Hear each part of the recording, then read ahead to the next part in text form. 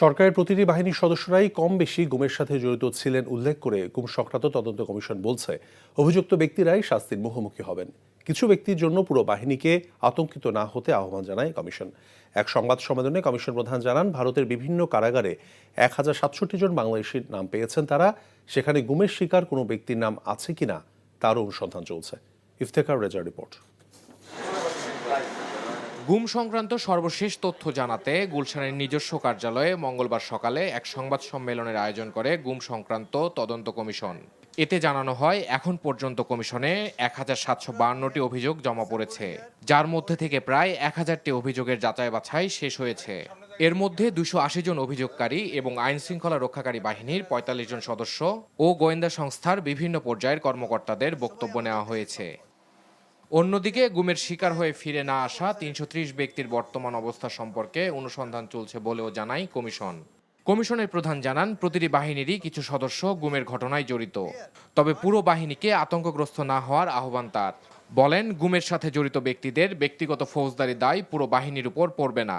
কেউ কেউ আশঙ্কা করছেন যে গুমের সাথে জড়িত কতিপয় ব্যক্তির জন্য পুরো বাহিনী আতঙ্কগ্রস্ত বা প্যানিক স্ট্রিকেন হয়ে যাচ্ছে, কিন্তু এ প্রসঙ্গে উল্লেখ্য যে আইন শৃঙ্খলা রক্ষাকারী বাহিনী ও গোয়েন্দা সংস্থার যে সকল সদস্যরা গুমের সাথে জড়িত তা তাদের ব্যক্তিগত ফৌজদারি দায়। এতে কমিউনিটিকে দোষারোপ করার কোনো সুযোগ নেই। গুমের সাথে জড়িত ব্যক্তিদের আইনের আওতায় আনা হলে সংশ্লিষ্ট বাহিনীর কালিমা মোচন হবে এবং বাহিনীর ভাবমূর্তি উজ্জ্বল হবে। কমিশনের সদস্য নূর খান লিটন জানান, বগুড়ায় পুলিশ লাইন্সের ভিতরেও গোপন কারাগারের মতো বন্দিশালা ছিল।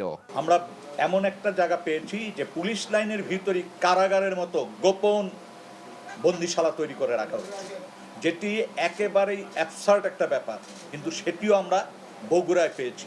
আরও আমাদের ধারণা আরও অনেক ক্ষেত্রে আমরা এই ধরনের পাবো। এখানে বিভিন্ন জেলার থেকে বন্দীদেরকে এনে রাখা হতো, নির্যাতন করা হতো জিজ্ঞাসাবাদের নামে, এবং এখান থেকেও অনেকের মৃত্যুর ঘটনা ঘটতে পারে।